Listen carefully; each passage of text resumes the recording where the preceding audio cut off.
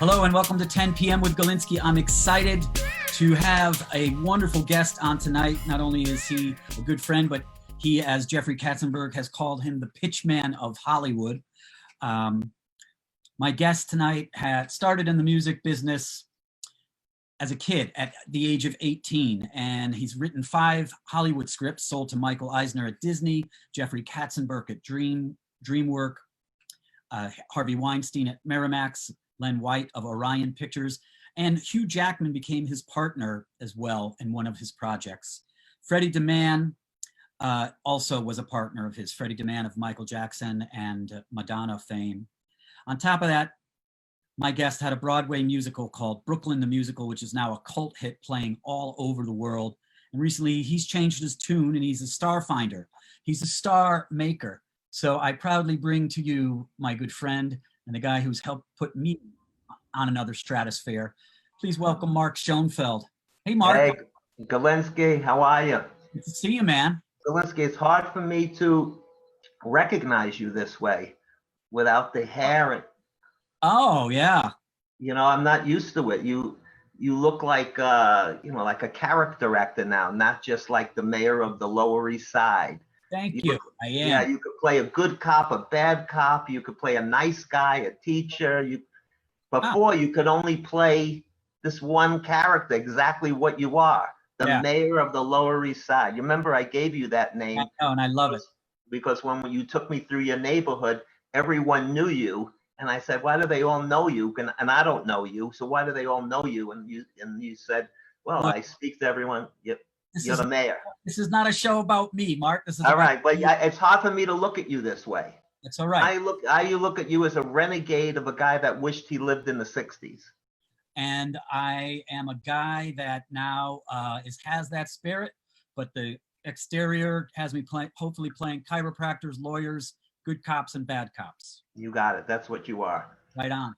But let me say one thing really quick about you. Go ahead. You are on the cusp, the precipice of something so different and new. And I'm sad that I can't reveal it because I did discover you. And so it's so great, but you don't want me to reveal it. So I won't reveal it. Thank you.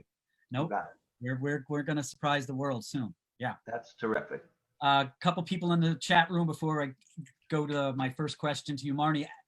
Marnie Priceand is with us. I love her. Tammy and I worked. Her father was the former president of Epic Records. Made Michael Jackson come to Epic, which is Thriller, Bad, all of that. And I worked for Ron Alexenberg, and Ron Alexenberg gave me $2 million for BKLYN the Musical. How about that? Right. Find a guy that will do that. You found him, and that's part of the magic, and that's what we're going to talk about tonight. Yeah. Benjamin Quinto's with us. Hey, Ben. Tammy T, Scott Irwin, Lee Highbridge Kremen is with us. Carrie Bouye, Amy Alt, Becky Savell, some old school fans of the 10 p.m. show. Michael Swiskay. Good to be back, everybody. Great to see you all. For those of you just joining for the first time on the show, there are 39 episodes in the archive on YouTube. I will post that link later. Another legend. And then I want to also let you know, if I keep looking to the left, it's because I'm going to the chat, because we're going to get your questions for Mark once we get him warmed up. Josh Pugh is with us. Zulima, good to see you. Oku Onora, Oku, the original dub poet from Jamaica, is with us. Great to see you, Oku. If you don't know Oku Onora, look up that name. Faya. Heather Prescott is with us, and Kayla Esqueda. So, all right, I want to ask you this. When I first met you, Mark, about 15 years ago, you talked about meeting 5 new people every day, that you have this philosophy, this rule. You taught it to me. Give me an example of how you meet somebody in one of those 5 people every day, and what happens. That wasn't just youthful exuberance. That I do that right now. I do the same exact thing. So even though I've had success, I act like I don't, because I want to meet 5 new people. Because anyone that you meet, they will have a network in and of themselves, and you'll meet someone that could be very helpful to you. So you want an example of someone that I met recently? you met somebody, how did you do it? You know, like, because it sounds, there's, I don't know. Okay, there's so many, but I'm gonna pick a person that you know because I introduced him to you also. Right. Okay, so I'm living in Beverly Hills, and I'm with my partner Scott Price, and his wife is Marnie, who was right on here. And every day we go to Nate Now's, which is a Jewish deli. I think it's on the street is North Beverly Drive. And in that deli for breakfast every day is moguls. Now you might see stars like Bruce Willis and Clint Eastwood or whatever. You're going to see them there. But you're going to meet people that are not stars, and they're producers, and you just don't know their faces, or directors, executives, lawyers. And every day I go in there, and I go with Scott. And Scott is a partner of mine, and Scott has a gift of instant likability. So he knows a lot of people there, but I don't, because I moved to Beverly Hills. So now I'm going there every single day, Monday through Friday.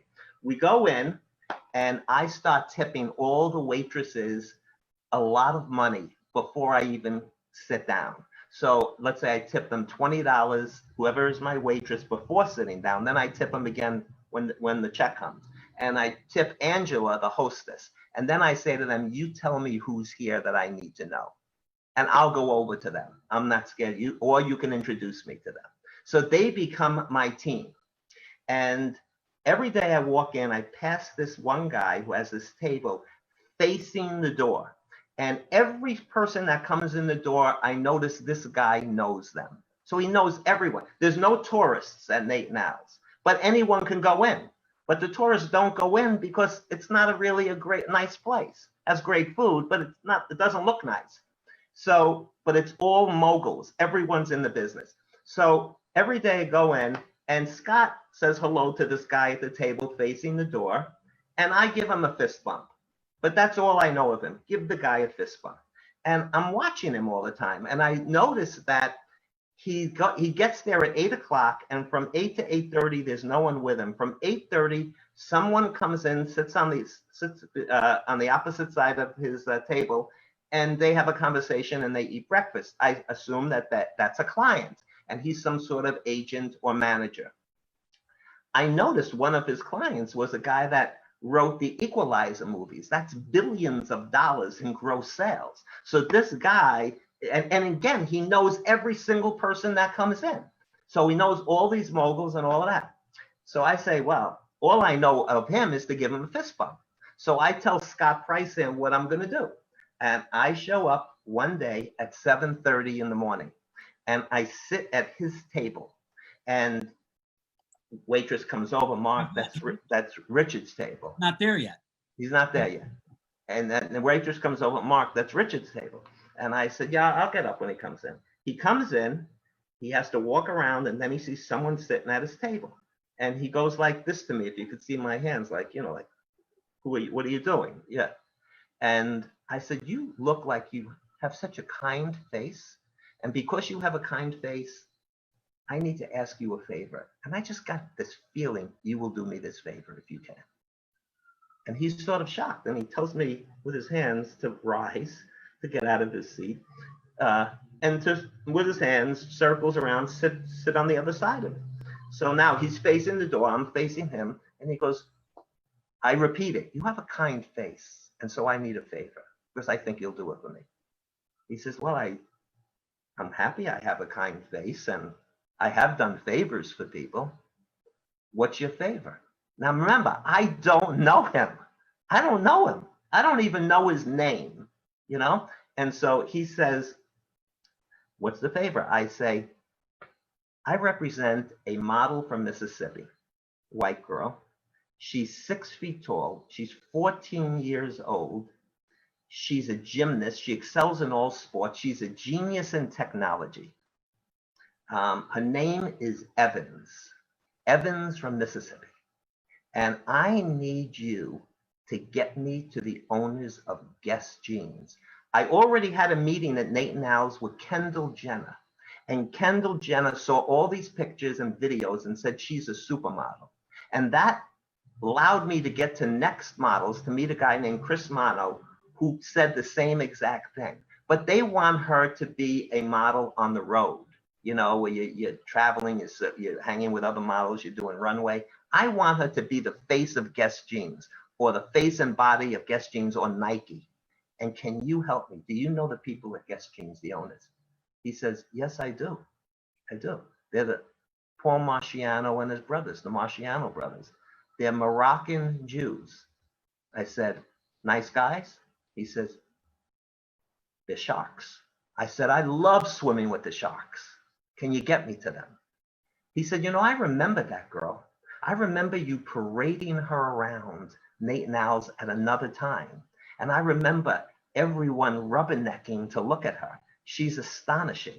I said, here's the pictures. And I said, here's videos. He says, I'm gonna have a meeting at 8 o'clock. At 10 o'clock, I will go find you if you're still here. And we will go to my office. And I will call up Paul Marciano, the owner of Guess Jeans. Now remember, I just met this guy. He knows nothing about me. You gave us his first name. What's his whole name? Can you tell us now? Yeah, Richard Arlick. Okay, and you know him, Galinsky, because I had you go in for him. You had me sit down in that booth. It was incredible. Yes. Meet 5 new people a day and be 6 degrees away. And this is no degrees away, right? So we go to his office and he calls up Paul Marciano. He's not there. He gets his executive secretary. He tells the executive right in front of me, I just met this guy and he's incredible. And he discovered this model and I want him to send 12 pictures, but he has 100 and he wants to send 100. How do you want these? I want to send them over for Paul. She says, I send over the 100. So he thought it was going to be, send over the 100. So he packs it up in his own, you know, baggage, you know, with that says his name, Richard Arlick and all of that. He packs it up and messengers it over to them. That's the next day, because I write a really terrific letter about to Paul Marciano. For a long time, I don't hear from them. Richard is ready to call them again. Ready. If I bring Evans from Mississippi in, he'll walk her in with me, right? That's what he's ready to do for a guy he just met for minutes.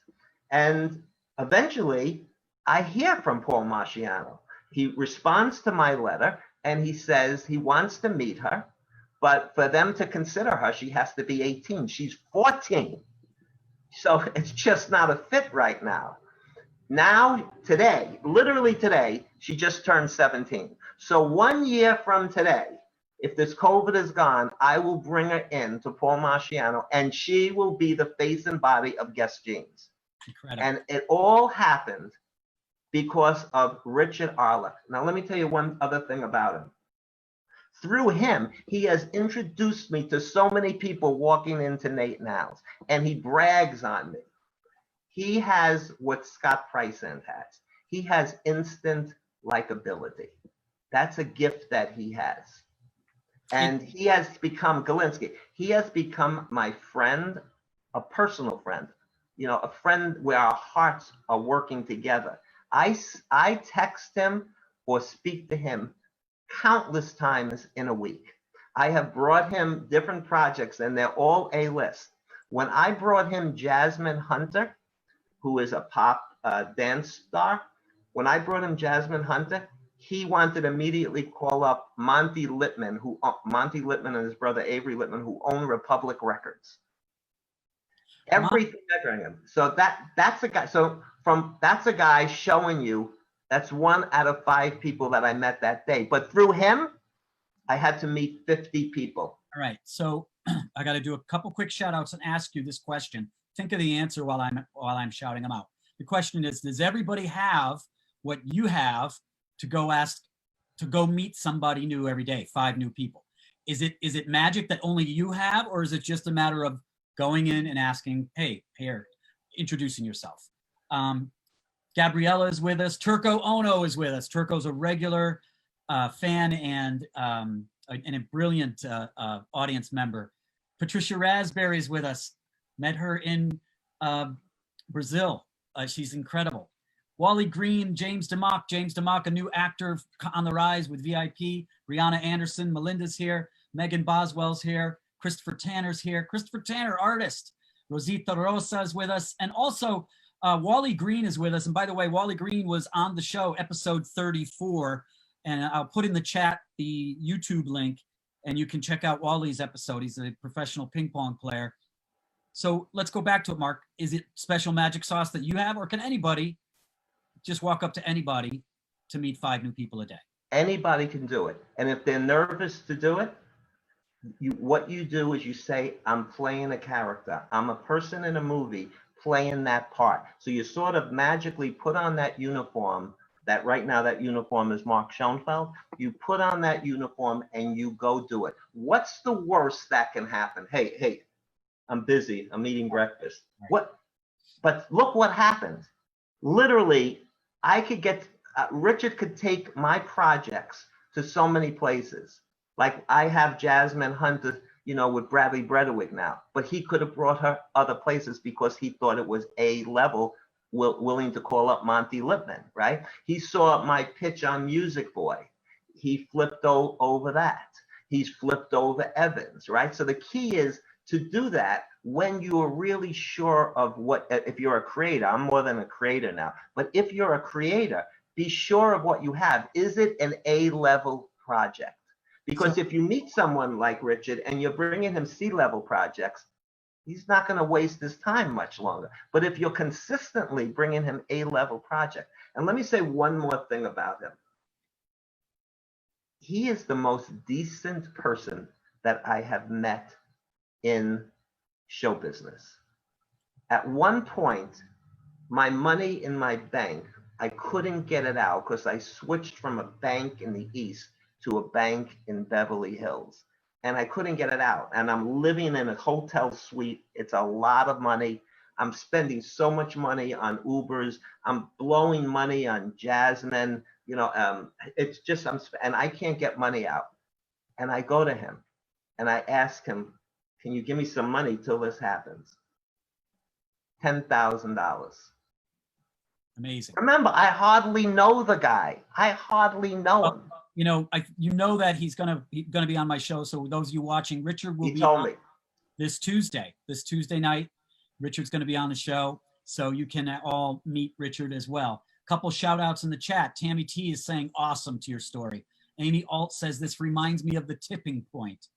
Zulima says, I think no matter where we're at, even if we're working in the grocery store, it's an awesome thing to start practicing. Meet 5 new people a day for when we're in more influential circles. And I think it points to what you were saying about what are you going to the person with. So speaking of 5 new people, I know that you were, how did you become partners with the head of Revlon, Steve Costa? Oh. So by the way, audience, this is a unique show because I know Mark. You see how quiet I am? I'm letting him talk. He's got to spill the wisdom. Go ahead, Mark. Well, you know me for like 14, 15 years now, right? Yeah. So I wrote a song called Natalie about Natalie Wood. And it's about how she lived her life and the death. It was a beautiful song. So think of Elton John's Candle in the Wind about Marilyn Monroe. And the singer that sings the song, she eventually wrote BKLYN The Musical with me. But we started off with this song, Natalie, and she sings it.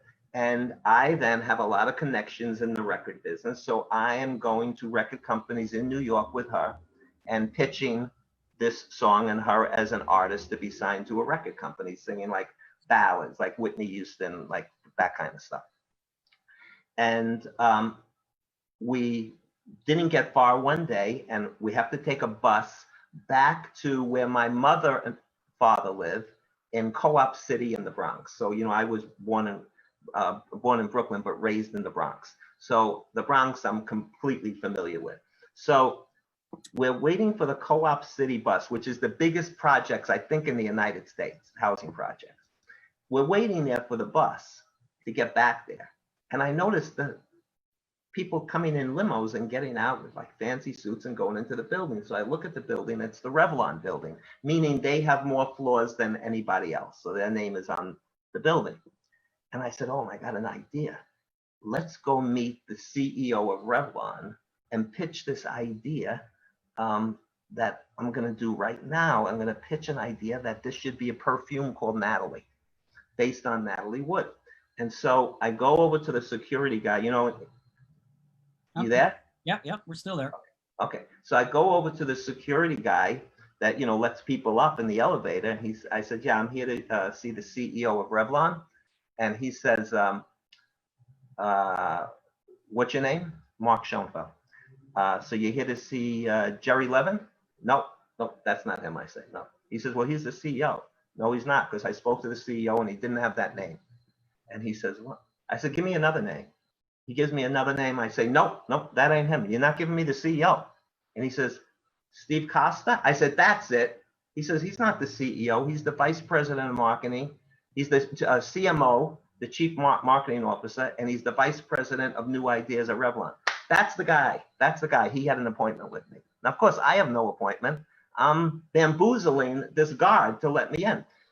So the guard calls Steve Costa, gets his secretary, and they say, send him up. And I never had an appointment. I go up with my partner. Her name is Barry, the girl that sang the song, Barri, Barry McPherson. I go up, go to the lobby. In the lobby, there's a receptionist. And she said, so you're here to see Steve Costa? Yep. You have an appointment? Yep. We don't show any appointment. He would remember me. Trust me, ask him. He remembers me because he said that's a great idea when I told him over the phone. And she calls him up and he says, send him in. So you never did talk to him? You never? Never. So now I'm in his office. Now we have a boombox. This was the era of CDs. We have a boombox to play the song Natalie. So I go in and he's sitting down, gets up, shakes my hand, and shakes Barry's hand, and I don't let him talk. I said, before you even say a word, let me just play you a song that she's the singer on the CD. I have a lyric sheet for you, and I'm the writer. Let me just play it for you. He says, yeah, okay. He plays it, and I see him swaying to it and all of that. I said, I won this meeting. And of course, Barry, she's pissing in her pants. She has no idea what I'm going to say. And I have very little to say, too. The song is done. He says, I got to tell you, I love it. That's just as great as the Elton John song about Marilyn Monroe and all that. I said, well, you know, I already had a meeting with Robert Wagner. And Robert Wagner went crazy over the song. Now, really what happened is Robert Wagner was sweating bullets when I played him this song, because he was actually probably scared it's going to get out there, and he has something to do, whether an accident or not, with her demise. So I wanted to put light on Natalie Wood, but it might be putting heat on Robert Wagner. So, but I didn't tell that to Steve Costa. I just said, Robert Wagner loves the song, you know? And so he says, well, I love it. Well, what does that have to do with me? I said, we create a perfume called Natalie, a fragrance called Natalie. And we sell that fragrance by the song to all the women who grew up with Natalie Wood. They're all a certain age now. That age uses fragrance. Now, I didn't know anything as that age used fragrance. All I knew is that girls younger than me didn't put fragrance on anymore. So I'm just going off. He literally says this, I think that idea is unbelievable. It's fantastic. Have you ever heard of QVC? I said, no. He says, it's brand new. I said, no. You go on television, you sell a product. I love this idea. I want to put you on QVC and you sell this. I said, me? Yeah. On television? Yeah. I'm doing it. I'm there. He says, we'll get a piece of the music and you get a piece of the juice. That's what he called the fragrance. So he said, then he tries to call up the CEO, who I said I had an appointment with. So he's calling up this guy, Jerry Levin. He says, just hang out here. He had us hanging out for about an hour, and he keeps trying Jerry Levin. So he's getting to know us, especially me, but he keeps calling, no, Jerry's still in the business. And finally, Jerry Levin is not showing up, and it's getting time where he has to leave. So he says, can I have a handshake that you won't go across the street and show this idea to Calvin Klein? I said, you got my handshake. We get in the elevator. Barry is like all over me, jumping up and down. And she says, where are we going now? To Co-op City? I said, no, we're going to Calvin Klein. But I didn't really do it because there was something I liked so much about this guy, Steve Costa, the CMO of Revlon and the vice president of New Ideas. So he says he's going to call me. I don't get a call. I call him up. I said, what happened? I thought you were calling me. I thought we had a deal. He said, Mark, it was poo-pooed by the people who work underneath me. I said, what? He says, well, did you ever work in corporate life before? I said, no. He said, in corporate life, you don't only worry about the people on top of you with the politics of corporations.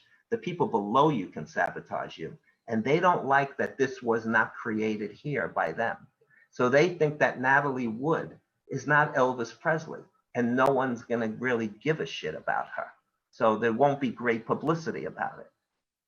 I said, are you kidding me? I said, I said, if I can prove that she will gather publicity, will you have the balls to do and fight all those people to make this happen? Because I was celebrating. He said, oh, please do, please do. I go into Manhattan from the Bronx and I find this publication, Adweek. I go tell them the story about me and Revlon and Natalie Wood. I tell them the whole story. They said, you don't need us. You need our sister publication, Brand Week. And Brand Week, they tell me, will go to every owner of every brand. So whoever owns Nike, it goes to him. Whoever owns Revlon, it goes to him, as well as the brand managers and the presidents. It's more important than Adweek. And they said, we love this story. We're going to interview you and do it. They do the story. The story, the title of the story in Brand Week is Revlon Knocks on Wood, Natalie Wood. Revlon knocks on wood for dead celeb fragrance. Oh. And it's picked up by CNN, Headline News, Chuck Roberts, and they're speaking about me every hour on the hour for 24 hours. Every hour. My mother, I'm back home, my mother calls me Matzala. That's a Jewish nickname for like matzah boy, like my bread. Matzala, what did you do? You're all over television. All my neighbors, everyone's calling me. Your son's on television. So Steve Costa, this is the era of answering machines. Yeah. He's on my answering machine. Mark, what have you done? Ron Perlman, the owner of Revlon, is coming in to see me with Jerry Levin. They don't even, I don't even know who you are. Who do I say you are? I call him up. I say, just tell him I'm a genius. That's all you got to tell him. Tell him I'm a genius. The next voicemail I get the next day, Mark, this is Steve Costa. I want you to know I was let go. I was fired. I tell Barry, we got to go to his house. It's in Long Island. It's in, I think, Woodbury, Long Island, or Jericho, Long Island. I said, we got to go to his house. She said, I'm not going. And she says, I said, why? She says, he has an Italian last name. We're going to be buried there. Right? What are you doing? You know? So I said, well, I'm going. I call him up. Bronx, you should know better. Yeah. I call him up. I said, can I come to your house? I go to his house. He hugs me. Hugs me. Not the kiss of death. He hugs me and he says, Mark, you're brilliant. I love this. And I'm so glad I'm not working there anymore. I'm so glad. I got a severance pay.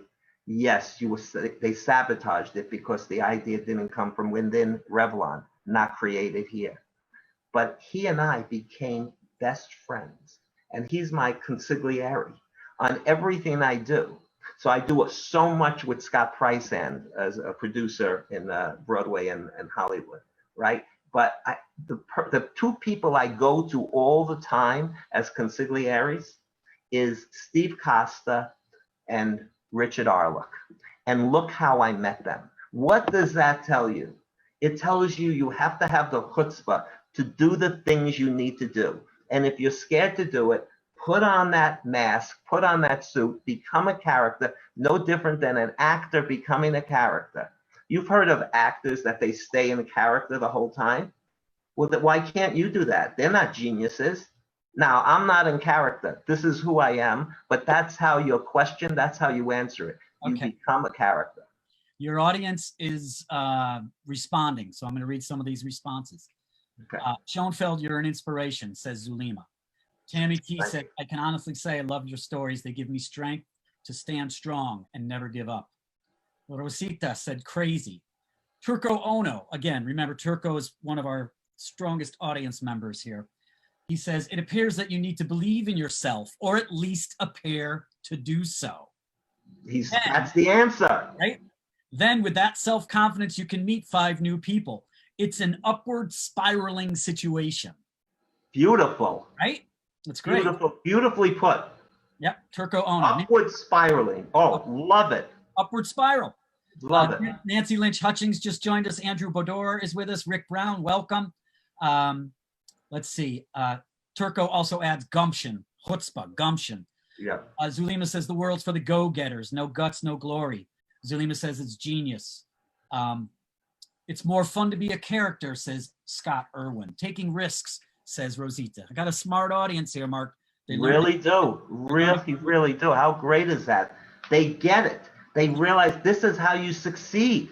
So, this is how you do it. This is how you do it. So,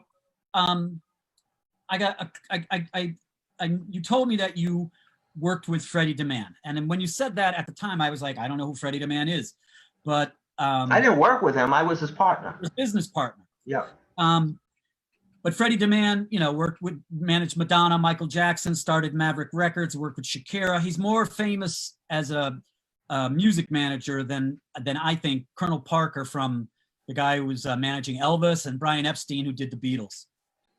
So I looked him up. That's a great point. He is more renowned and was richer than those guys. So I had to look him up because I don't see his face everywhere all the time. Yeah. I might pull up a picture of him in a few minutes, but tell us about how you ended up working and being a business partner with Freddie DeMann. So I had a show on Broadway. It was called BKLYN The Musical. By the way, this is a half-hour show, and we're going overtime. Is that okay with you? With me? Are you okay with that? We'll go a little longer? I'm fine. I'm fine. I had a show on Broadway called BKLYN The Musical. And prior to reviews, it would get anywhere from 4 to 6 standing ovations in one show. There was no show on Broadway ever that got that. I haven't seen Hamilton, but I assume Hamilton is doing those kind of things. But we were the only one doing it in 4 to 6 weeks of previews. So that is, you always get the obligatory standing ovation at the end. Everyone gets it, no matter how good or bad a show is. But to get it right from the start, and then Eden Espinosa, who was discovered by the team of Brooklyn, would get it in the 3rd song, and then get it throughout the song, and then the obligatory 4 to 6. No one ever got that. So Freddie DeMann. Then the New York Times came in. They killed the show, and the show lasted for 10 months, and now it's a cult hit. But Freddie DeMann saw the show, and he called his lawyer, and he said, I want to buy the publishing, meaning I want to buy the music of BKLYN The Musical. The lawyer called up my lawyer. My lawyer called up me and said, Freddie DeMann's lawyer called. They want to buy the publishing. They want to start with $25,000. Start the bidding at there. He would like to meet you at a restaurant called Nello's, which I think is on I think if I remember, it was on the Upper East Side in the 60s. And it's a place where you go to be seen. So I tell my lawyer, tell him, no, I'm too busy. And I really was busy because I was going to the TKTS lines where you can buy tickets 2 for 1, and I was selling all the people on the line. I would go to all the different theaters and grab the people online to see Fiddler on the Roof and make them go to my show rather than Fiddler on the Roof. And that's how I made it all happen. Well, so I get another call a month later. Freddie DeMann wants to see you, my lawyer says. At this point, I say, I'll see him. And I go into Nello's. Now, I have a friend, and you know him very well, Brendan Fitzgerald, okay? Brendan Fitzgerald is a success story because I made him move to Beverly Hills. He's a writer, and writers are poor, right? He's a writer, and his wife was a caregiver in New Hampshire, making $20,000 a year. She makes $150,000 a year because they live in Beverly Hills, and she's doing it for the people in Beverly Hills. So that's another success story of mine, right? But anyway, I make Brendan hold my umbrella. Brendan, it's raining, hold my umbrella like I'm a king. And I walk into Nello's with Brendan holding my umbrella like he's a butler, right? And Freddie DeMann is sitting right there like Richard Arlick, right seeing who comes in. As I walk in, I notice right next to Freddie DeMann is Martin Scorsese, Leonardo DiCaprio, and Mark Wahlberg. So they were all in a movie together, but no one knew it back then, and they were having a meeting. So Freddie is sitting right there. I walk in. I said, hey, Freddie, Mark Schoenfeld, this is my butler, Brendan Fitzgerald. And he said, would you like Brendan to join us? I said, no, I would not. And so Brendan leaves. We sit down, and this is what I'm going to imitate him. Mark, I like to do business very fast, very swift. So before this meal is over, or when this meal is over, we will know if we're in business together. I start the bidding right now at $25,000 for the music of Brooklyn. What have you got to say? And I go, what the fuck happened with you and Madonna? Because they had a split up. So I didn't even answer his question. Now he's telling me, which I can't tell here because he told me secrets, he's telling me about what happened with the split up of him and Madonna. But they split up, and Madonna had to give him $20 million. So he says, we go through the whole thing, and there's no answer. And he says, I've seen you on the TKTS line, and I've seen you steal other people's ticket buyers to go to your show, and you're fantastic at it. And I just want you to know that I want to be in business with you. So please give me an offer tomorrow. We'll pick you up in a limo. You'll meet my wife and my daughter. So his wife's name is Candy. His daughter's name is Pilar. He says, we'll go to this restaurant in the village. The girls after breakfast will shop a little while. You and I will circle around the village. We'll talk about what we have to talk about. You'll come with us to the airport. Then my driver will drive you back to wherever you need him to drive you back. What's the figure? So remember, 25 grand. So I said $111,000.37. He said, that is a strange number, Mark, and I don't know how you would ever get it. I said, it's all figured out. I said, if you give me $111,000.37, you have to remember I have a partner, I have a lawyer, I have to pay tax. I'm really going to only end up with the $25,000 that you offered me in the first place. And the loose change, I just need loose change in my pocket. I don't want to handle a lot of money. So he got all that shtick, but he says to me, I gave you time. Now I need time to think. Now, when you sell publishing, he doesn't own all the music. He ends up owning only 1/4 of it. So if he buys the publishing for $100,000, that means all the music is worth $400,000 in his mind. So he says, you have to give me 24 hours and I'll call you up with either a counter or whatever. So he calls me up. I'm selling on the streets. He calls me up and he says, Mark, I've had my lawyer do some due diligence and your show is poised to close. So I never forgot this. It would be risky, he used a better word, for me to even give you the initial $25,000. I said, Freddie, he says, but don't talk. But because I like you so much, I don't want to own anything of it. And I'm going to send you $15,000 just because I like you and the time I spent with you. I said, Freddie, I want to take that $15,000 so bad, but I can't because you're a good guy. So I want to tell you what I did. Scott Freisand, who you guys know now, is a partner of mine, and his father-in-law was Ronald Luxemburg, has taken me to a hedge fund guy who Scott went to college with him. And that hedge fund guy I went to him and I told him about Freddie DeMann and that I wanted this money and all of that. Would you buy it?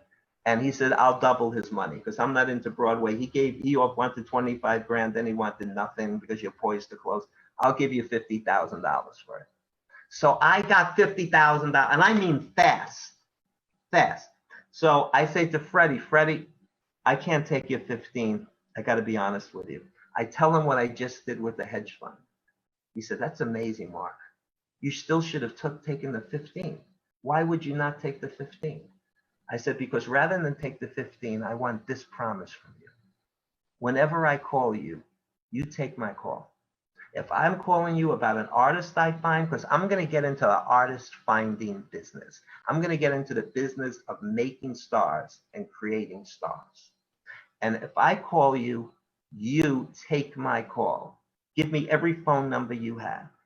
He said, Mark, you're brilliant. He gives me every number, his place in Malibu, his place in Bel Air, his place in New York, his cell, Candy's phone number, Pilar's phone number. He gives me everything because he can't believe what he just heard. I don't call him till I discover Jody Katz. He answers the phone. I remind him. He says, you don't have to remind me. Bring her in. He was in his place in New York. I bring Jody Katz in. He puts her in a movie. Puts her right in a movie, right? Then other things like that happen. And then I discover this other young girl. I don't want to mention her name. I got her a deal at Republic Records, and I got her a deal at Disney. And Disney was going to do a TV show with her and all of that. And I called him up, and I said, Freddie, what do you want to do with this? He said, let's be partners. Because if this falls apart, I can get anybody a record deal because of who he is. He said, so let's be management partners. And we stayed management partners for quite a while. And then he wanted to sort of leave the business. He literally left Bel Air and moved like close to Greenwich, Connecticut, in a town right next to Greenwich, Connecticut. To this day. So when I discovered Jasmine Hunter, the pop dance star that got the TV shows, I called Freddie DeMann. And immediately he said, Mark, I can get her a deal right now at Republic Records. I can get her a deal here. You know, let's renew this. Let's renew our partnership. I couldn't at that time because Bradley Bredewig, who was an A-list director for television, The Fosters and Good Trouble, became my partner managing Jasmine Hunter. And therefore, that's powerful because he can get her into television and movies and not just records. And the record business is not a great business anymore. But to get into the record business, you need a lot of money, pay to play. You know, it's called joint ventures today. So it's above board. But, you know, you need millions of dollars. With Freddie DeMann, you don't need millions of dollars. That's the power he has. He can get that deal. So do I still speak to him? I speak to him all the time. I text him all the time. You never give up on anyone. And that's how he became my partner. Amazing. Amazing. We're going to close up this show. But before we do, a couple shout outs. And I also want you to tell me who you're getting in the game right now, who's currently on your slate, who you're making stars out of now. Before you do, Terry Schnook just joined us. We both Terry. Yeah. Nice to hear that Terry's there. Yeah. Ron Cephas Jones, brilliant actor. And again, going back to the roots of New Yorican Poets Cafe, Ron Cephas Jones is here. John Harris out there on the West Coast. Good to see you, John. Joseph Bell is with us. And Zulima has a question. So, but how did you start out, Mark? Did you have a foot in the door? Yes, I didn't have contacts. You put your foot through the door. Yes, that's what I did. I started out as a songwriter at 18. I became very successful at 18. I was a senior in high school. Quit high school because I was that successful. Writing in the Brill Building with my boss at that time was Irwin Levine. He went on writing Tie a Yellow Ribbon, Not Three Times, Candida for Tony Orlando and Donna. And because of those connections, I eventually met Ron Alexenberg and then started to work with him. And then eventually I just went into, I wrote this 7-minute song called Brooklyn, and I made a movie out of it. I got a movie deal, you know, with the biggest people in the movie business. And then it became a Broadway show, mostly because of Scott Priceand. Speaking of big names, you were partnered with Hugh Jackman at one point too. Yes. So with Hugh Jackman, I wrote this, it appears to be in an animated musical when you hear me pitch it, but it could be Broadway and it could be live action musical. And through a connection of Scott Priceand, a woman named Jan Eliasberg, who directed and wrote for Miami Vice, I pitched her. She introduced me by phone to Hugh Jackman's agents, theatrical agents in England. I won them over on the phone. They called up Hugh Jackman. Hugh Jackman called me and said he wants to see me, but first wants me to pitch his partner named John Palermo. They had a company together called Seed Entertainment, SEED. I pitched him. John Palermo went crazy over it, and then Hugh Jackman saw me, and Hugh Jackman became my partner. Gotcha. All right. So you let's close it up with who you're putting on the map now. You mentioned Jasmine Hunter. Jasmine Hunter it's in for her. So when this COVID ends, we go back to Bradley Bredewig, we go back to Coy Middlebrook. They introduced me to a girl named Kelly Parker, who runs J-Lo's company. She was bringing Jasmine to Kenny Ortega, who did High School Musical at Disney and all of that stuff, and now is doing that for Netflix. So all of that is in play. Record deals are in play. It's just the quarantine, the COVID, that's stopping that. But I've done other consultations on Zoom, and I've discovered other people that way. So, of course, I still work with Evans, the supermodel from Mississippi. So that happens when she turns 18. She gets into Guess or Nike. Go ahead. You introduced me to, by the way, I want to point out to everybody, Mark, this is like a free hour of consultation. Yes. Not customized for every single viewer, but this is part of what Mark does in the downtime, is consult and make stars out of people. And actually one of your latest that you've introduced me to, the comedian, the young comedian. Nina Dicker, 22 years old, did a consultation with me, and she is fantastic comedy writer in the line of like Amy Schumer, these girls that sort of write dirty, talk dirty, and all of that. But she's brilliant. You would swear that she went to Harvard, for writing, and just brilliant writer, very funny. And so she is coming into Hollywood with a book that I told her to write, and I'm sort of like designing it with her. A 1-minute series. She's coming in with 6 episodes based on the book. She's coming in with songs based on the book. And here's the funny thing. I actually sent just one little story where she sort of did stand-up, but she's not a stand-up. She's a writer.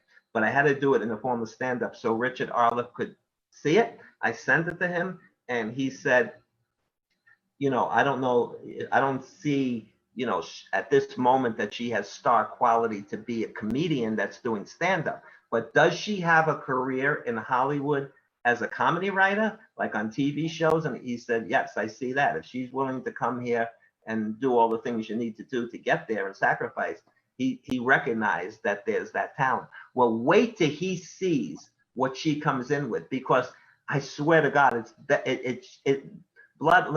it's just as great as what you're on the precipice for, that we can't speak about. It's that great.